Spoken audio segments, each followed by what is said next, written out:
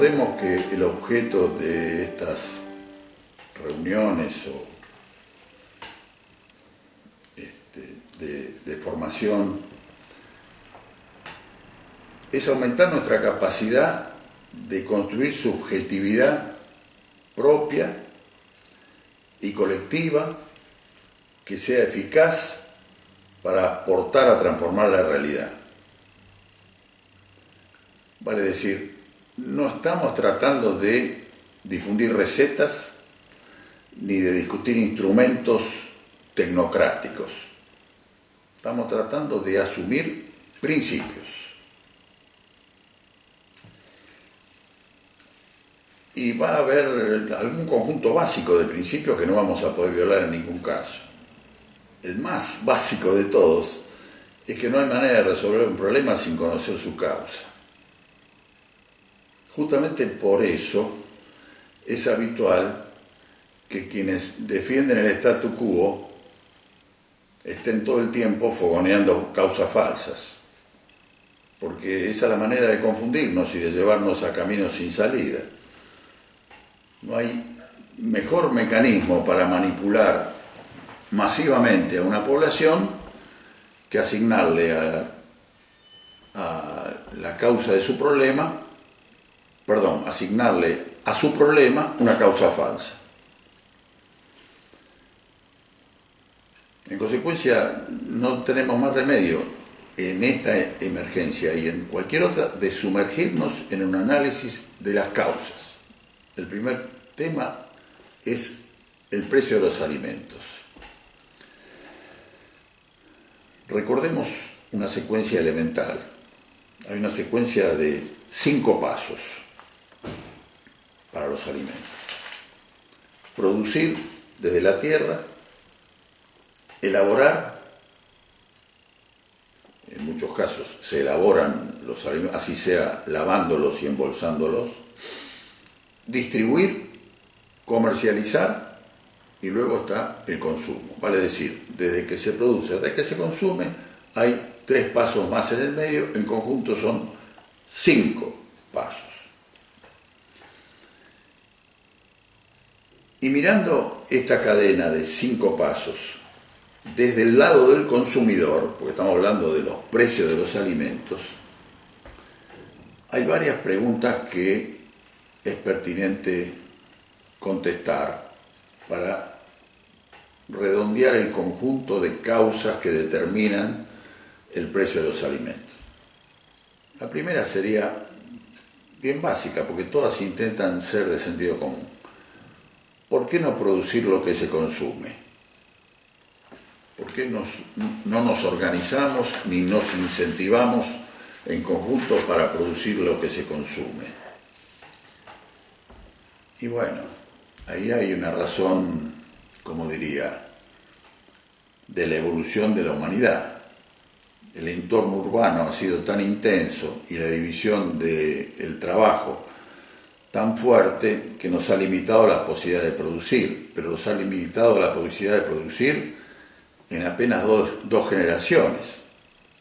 Muchos de los que puedan estar viendo esto recuerdan un abuelo que tenía una huerta enfrente de la casa y un gallinero en el fondo, y además sabía tener un amigo tambero y así sucesivamente hasta cubrir el 80 o el 90% de los alimentos que consumía en su casa, producidos en su casa o en su barrio. Todo eso se fue acotando porque la aglomeración urbana eliminó esa posibilidad y hoy por hoy, culturalmente, no solo no nos acordamos del abuelo, sino que no sabemos cómo hacer ninguna de esas cosas. Y algunas corporaciones productivas se han encargado de impedir que eso suceda. Son bastante conocidas, por ejemplo, las restricciones que ha habido en ciudades importantes a que haya gallineros en las casas. Es probable que en una aglomeración urbana muy densa de la ciudad de Buenos Aires no pueda haber un gallinero, pero en un barrio periférico de Bahía Blanca podría haberlo perfectamente y no lo hay porque está prohibido. y eso es consecuencia del lobby de los productores de pollo que no tienen interés en que haya ese tipo de situación y que instalan además la paranoia de la bromatología y de los riesgos alimenticios y demás cosas que hacen que algunas producciones, como vender leche cruda o tener un pollo criado en su casa, desaparezcan del escenario posible. O sea que es posible producir lo que se consume, retrocediendo culturalmente, diría así, o en realidad recuperando valores culturales perdidos. No es un retroceso, pero físicamente es menos probable que lo que era hace medio siglo. Otra pregunta pertinente es: ¿cuál es el efecto que haya pocas industrias elaboradoras? Esa tiene una consideración más bien obvia. Si hay pocas industrias elaboradoras,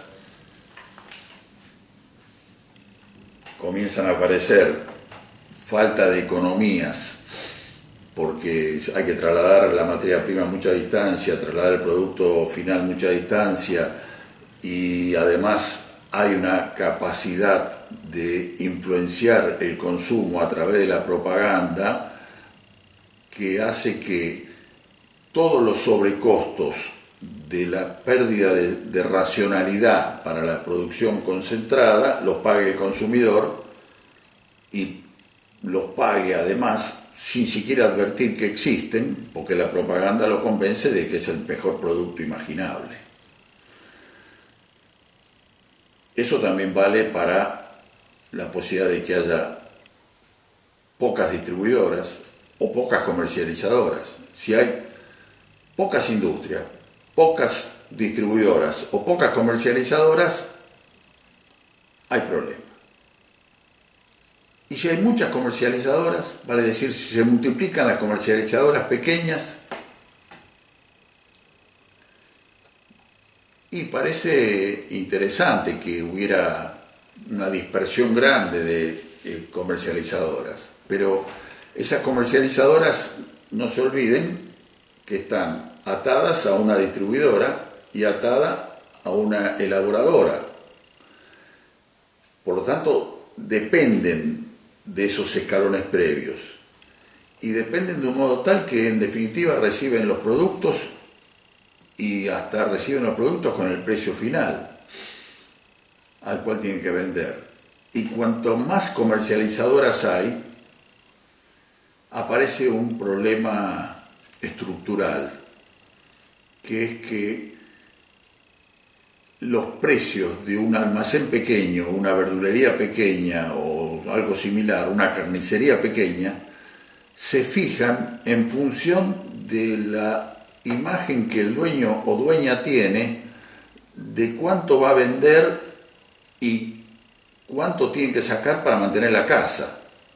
Es decir, no es en función de un servicio que se brinda, sino, casi diría, se pone el presupuesto familiar como condición y se fijan los márgenes, y de ahí salen los precios finales. Cuanto más comercializadoras hay, menos se vende, más margen se necesita para mantener la casa, con lo cual una dispersión de comercializadoras se eleva los precios, inexorablemente. En consecuencia, pocas elaboradoras, pocas distribuidoras, poca comercializadora son un problema, porque hay posibilidad de que el consumidor y el productor queden presos de ese poder de compra y poder financiero que tienen esos eslabones. Muchas comercializadoras pequeñas también son un problema, porque en definitiva le fijan márgenes a los productos en función de poder parar la olla en su casa, que es lo que no necesariamente le interesa al consumidor. Estoy tirando problemas. Y si todos podemos comprar, ¿qué pasa con los precios?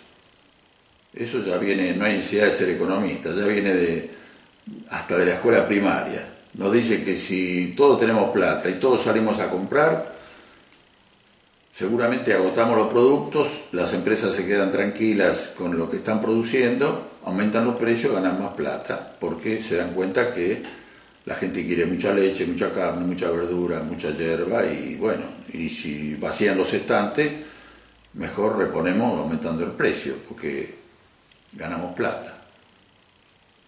Eso es parte de la lógica capitalista básica. Pero en un país que tiene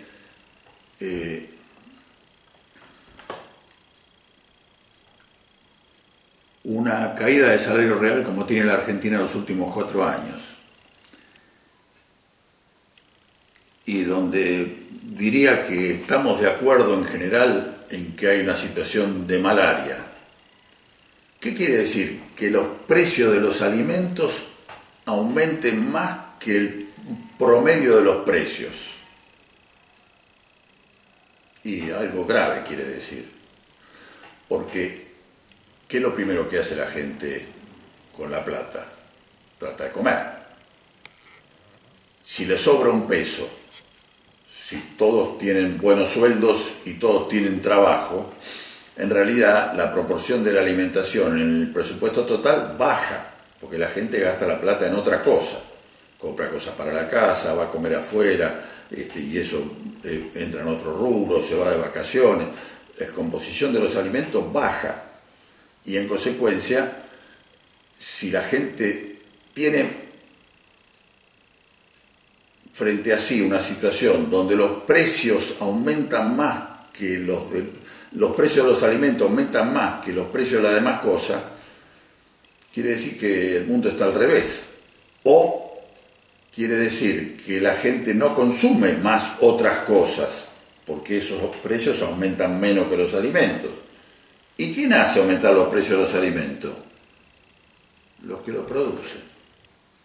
Los que los producen y los que lo distribuyen y los que lo comercializan, porque esa lógica del bolichero pequeño que tiene que mantener su rentabilidad y por lo tanto aumenta los precios, se infecta en toda la cadena, y el productor grande termina razonando como el bolichero pequeño.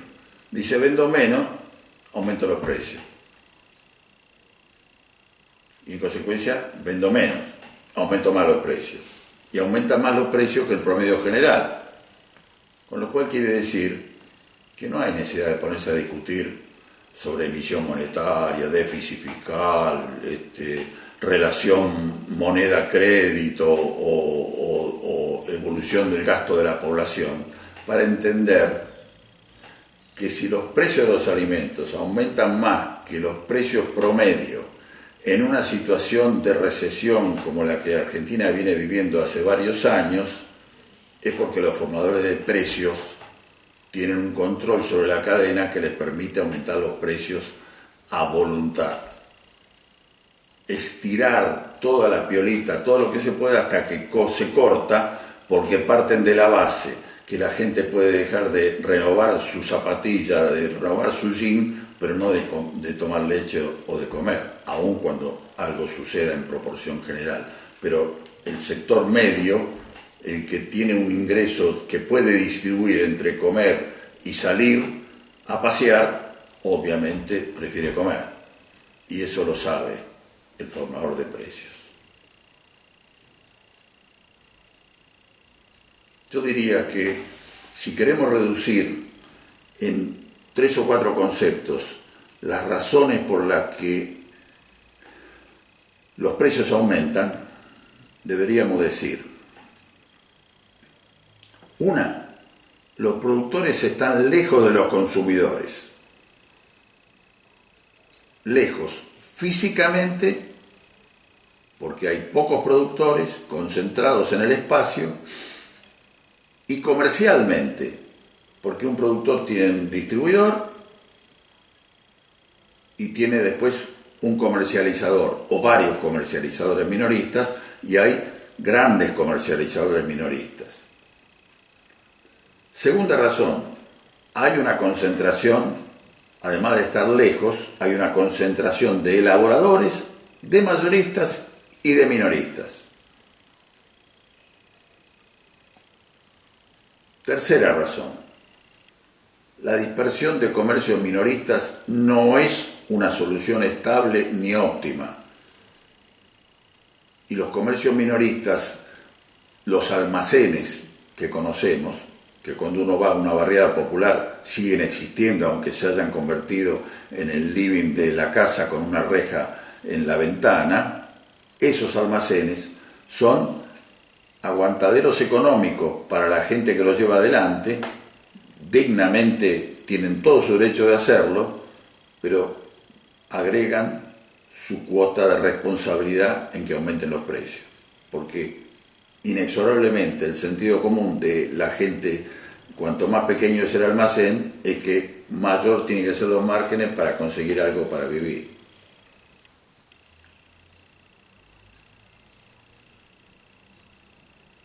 Y tenemos como evidencia de todo eso que tenemos subconsumo y a la vez inflación de alimentos superior al promedio. Hay un elemento que en esta lógica que desarrollé no aparece, pero que lo quiero mencionar porque va a ser parte de otra reunión o charla o video. Ya no tengo demasiada cancha en saber cómo llamar a esto. Que en alguna serie de productos hay competencia entre el mercado interno y la exportación. Se ha dicho varias veces que los productos aumentan porque a la vez se exportan, y entonces cuando le sacamos retención a un trigo o a un girasol, aumenta la harina o aumenta el aceite. Vamos a discutirlo específicamente en alguna otra charla. Todo lo que dije hasta hoy, hasta este momento, no incluye esto. Podremos incluirlo, pero lo vamos a discutir con grajeas en otra reunión. En el segundo video de este tema vamos a encarar el tema de soluciones.